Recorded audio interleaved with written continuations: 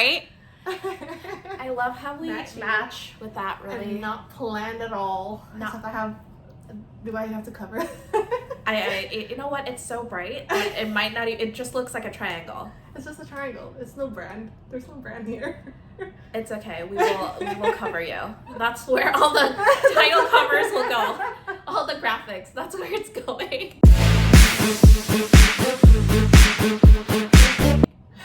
Anyways, welcome. Hi. Back to Chaos and Booklore. As you can see, we have a new background. This little tiny lover of books. Funnily enough, we just found out we realized that she's wearing yellow and pink, which we have decided is pretty much our colors to represent us. I know. So, really cool. Love it. Love it. All right. What are we doing today? Okay, so I think we're going to start our film day with our September wrap-up. Yes, our September wrap-up. We're doing this a little bit late because I was supposed to be off work at September 30th, and we were supposed to film and get it out, and that never happened. So we are doing it October 2nd. Yes, you know what? This is what you guys signed up for, so... Chaotic. So we are going to do our September wrap-up. We did a little bit of reading this time around. We did. I'm impressed. I think we're going to change it up a little, and we'll talk about that later in another video. Mm-hmm. But yeah, we did do a bit of reading. We had some detours. We've come back on track, and then we really utilized that last day of September. We We really utilized that last day. We had to really push through some books. Oh, yeah. Okay. There was a little bit of a reading slump for both of us. Yeah. In this month, and we'll tell you about it once we get into the books. But we've decided to do things a little bit differently this time around. We're gonna try to make this a little bit more quick, so we're not dwelling on a certain book much longer than the others. Any other books. Just give it equal attention. Yes. Okay. Okay, so let's get into it. The reviews now. It's gonna be super quick, so stand by. Mm-hmm. Reviews now. All right, Demi, I'm gonna have you start since you've taken a little bit of a detour. Oh yeah. I was only supposed to read 4 books last month. I ended up reading 8. I'm really proud of you. I stuck to my list. I really stuck to my list, and I'm proud that I actually even stuck to that list. We both realized we might not be TBR people, so... No. Yeah. TBR just restricts me. I'm just I feel like I'm being forced. Mm-hmm, exactly. So I read a ton of things that were not on my reading list. All right, Demi, get started. Let's go. The first book I read was The World We Make by N.K. Jemisin. This is the sequel to The City We Became by N.K. Jemisin. And I really loved that book. This one was a 3-star read. It was still good, but it was kind of disappointing for me. It felt very rushed. And the magic that was in the first book wasn't exactly replicated in here. In the second book? Okay. It still has the really unique characters, really diverse characters. It's really still fun and action-packed. But it was not the same as reading the first book. And when I read the acknowledgments, actually, by the author in this book, she actually talked about how she felt like she had to push this book out, and I can feel that. And so it made it a little bit disappointing. It's still good, just not what I was expecting for the sequel, sadly. Okay, go ahead. Next one. Okay. So, next one is... Oh wait, no, this is not sneak peek. The next book I read was Bad Cree by Jessica Johns. And this one is about, the Crees. And she lives in Vancouver. It's a horror tale, more like. I also gave this 3 stars. It was really good at setting the vibe. Yeah. Right? That creepy horror feel. Yes. I just didn't personally like how this felt too long. It seemed to drag in certain parts. Mm-hmm. As I was reading it, I felt like, oh, this could be a lot shorter. Yeah. And then I actually read the author tag at the back. Yeah. And she mentions how this is actually was originally a short story. Uh-huh. And so it totally made sense to me. I was just like, oh, this is why I felt like it would be better shorter.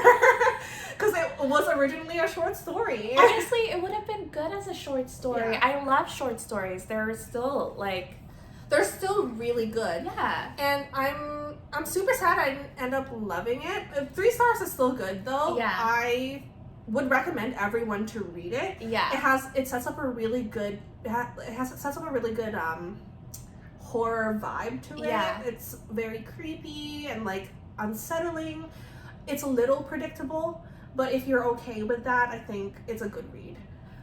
That's nice. Okay. And the next book? The next book, sorry, like we're whizzing through here. We're whizzing through this. Let's go. The next book I read after Bad Creed, just like as a palate cleanser. I don't know how much it became a palate cleanser because you'll understand. Is Daisy Jones and the Six. Okay. By Taylor Jenkins Reid. I have heard so much about this author and this book all over TikTok and Bookstagram and BookTube. She's really popular. I rated this like 2.5 stars. Ooh.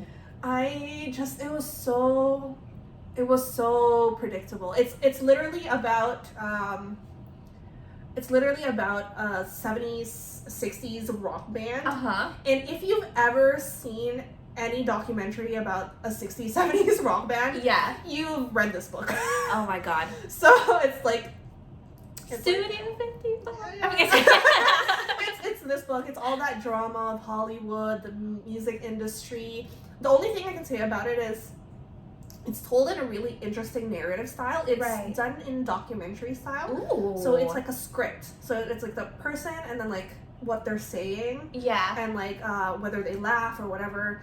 That's how it's told, and it's quite interesting and unique. I really like that aspect of it. Right. But there's like things that happen in here, and there's a twist at the end that I don't understand why it happened, considering the things that are described in the documentary. I'm like,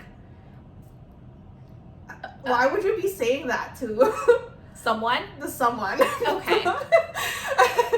And so I was just like, this is odd. Whoa. So even though I got through this pretty quickly because it is like a script style, so it's not like taking up the full page, it was just not okay. It was okay. All right. It was okay. All right. On to the next one. On to the next one. The next book I read was Ninth House by Lee Bardugo, and I really like this actually. I went back and forth whether to rate this 3.5 or 4 stars. Uh-huh. I settled on 4 stars because I just really enjoyed the reading experience. Yeah. The atmosphere that it sets up is really, really, really good. And the descriptions of the horror that's inside it, the descriptions about how the magic system works, it's very interesting, and I really flew through it. Yes. My main gripe with it, the reason why I was thinking about giving it 3.5 stars, is because I felt like some of the thematic elements were kind of missed. Okay. There were times when it was about to go into like a commentary of like the classist way a lot of Ivy League universities work. Yes. But it just slides by it. Oh, okay, so it touches it, like briskly touches it, and you're like, briskly touches it, and I'm like, ooh. Ooh. It's like, oh, we're somewhere else now. Okay. So that's why, but I still really enjoyed this book, and I really, really like the characters. Alex and Darlington inside this book, I really love them, and I don't usually like couples, especially like, because from the previous YA novel that she did, I didn't like the couples or pairings in there. So I was so surprised that I like this.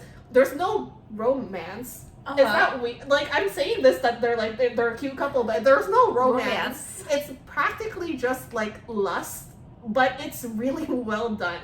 Okay. So I really, really like it. And then another physical book I read that I don't have anymore because I actually returned it. Library books, we support. Actually, it was not a library book. What? It was a book from Indigo. Oh. I never return books. I never ever return books. Okay. But it was The Wolf and the Woodsman by Ava Reed, and I had to return it because it was really like poor quality. Okay. Just not even like the writing, the poor quality came from like the physical book because there were so many ink smudges in the text that there were some points where I could barely read it. So I was just like, I don't know if that's like a defect in this particular book or if it was the publishing publishing company. It was Harper. Oh. Harper Teen or Harper Voyager. Okay. Yeah, that was not fun to have to try to decipher. But the book, I read what I could, and for the most part, I enjoyed it. I wouldn't say I liked it very much. I gave it a 2-star. Okay. Mainly because it tried to talk about religion and stuff like that, and it again sets a really good atmosphere and vibe. Okay. But the execution of what was talked about, it just felt very preachy and like more like a religious parable than anything else. Not my cup of tea. So 2 stars, but it was beautifully written. Beautifully written. I really liked the writing. Just sadly, plot wise and stuff, I was just like, no. Alright. So that's that one. I returned that book. And then for the next 3 books, I borrowed it from the library. It was all, actually 2 of them were ebooks that I borrowed from the library, and then the next one was. Oh, I'm so proud. Oh, ebooks. Ebooks. Woo! It took a little bit of time to get used to reading on my phone again because I haven't done that in a very long time. Right. The first one I read was Chain Gang All Stars. Ooh. I gave that one 4 stars. Oh my god. Just like Night House, I really liked it. It was very, very good. Very brutal, and it talks about the dynamics of incarceration and the systems that kind of facilitate the wrongdoings in the system. And it's just, it takes it like a step further where we kind of like follow the prisoners who are put into this situation where it's like a cockfight, right? Where it's like, oh, you have to fight each other to the death. Oh my god, that's like an episode of Criminal Minds. Yeah, it's it's brutal. And it's brutal, and it's really well written. And I really like the fact that there's actually like citations in the book that tell you not only like true facts about the prison system, but also like about the characters that are in the book. They're kind of like footnotes, right? And I thought that was really intelligently done. I don't know if it's done on purpose, because a lot of the times when we think about people who are incarcerated, we think of them as a footnote. A footnote in history, a footnote in like humanity, the things we've done wrong. And so I thought it was a really interesting idea. Clever way to integrate that point of view. Exactly, that these people were just footnotes in this story. It's very, very interesting, very intelligently done. And I really, really, really loved it. Yeah. Cool. And that's the first ebook I read. The second ebook I read was Project Hail Mary. And I gave it, I think, a 3 stars as well. A lot of 3 stars this month. It was an okay month. Yeah. Project Hail Mary is a like space epic. This guy who wakes up in space. And he has no memory of why he's there. Okay. And he's just like, okay, well, where the hell am I? And at first, it was so intriguing. I was just like, oh my god, I'm down for this ride. And the more I read, the more I like got bored of what was happening. Space does that to people. And you know what? It's like, I felt like it took too long in the beginning portion of the book. In the sense that it took too long for him to figure out what was happening, what was going on, because it was flashing back to when he was on Earth, and then back to when he was in space, and back to when he's on Earth. And after a while, it just got kind of repetitive, and I was just like, okay, like. I feel like this could be like episodic. I feel like it could be like a show, but it could be a show. But I don't think that necessarily needs to be in a book. No, definitely not. Because it could have been more condensed. Shortened and condensed. Because I was just like, oh my god, I get it. He's trying to figure out where he is. Where he is. Okay, so where is he? Get to the point. Okay. And then around like 160 pages. It took that long. Oh god. Okay. 150, 160 pages. It finally, something happens, and I was just like, oh god, finally. We're on a roll, let's go. And from that point on, I was like, okay, yeah, this is good. Let's go, good pace. Was this the one where you're like, oh my god, aliens? Yes. Spoiler. Sorry. There's aliens in the book. There's First Contact. And it's actually really... I love that alien to bits. I like protect the alien at all costs. I love that alien. This is our E.T. He's my E.T. Okay. And I really loved it. He was the highlight of this book. The true MVP. MVP. His name is Rocky. Oh. I loved him. See, like Demi and I, while we're reading, we like send each other text messages to be like, okay, how are we feeling? How are we doing? Then all I hear is aliens, and I'm like, what? Aliens? It is a sci-fi book, so I was expecting aliens at some point, but I didn't expect the aliens to be so endearing. Oh. Well, I say aliens, but it's like alien. Just one. I'm hoping they would be endearing, you know? Like, we've just found out that they might be real. They might be real, so...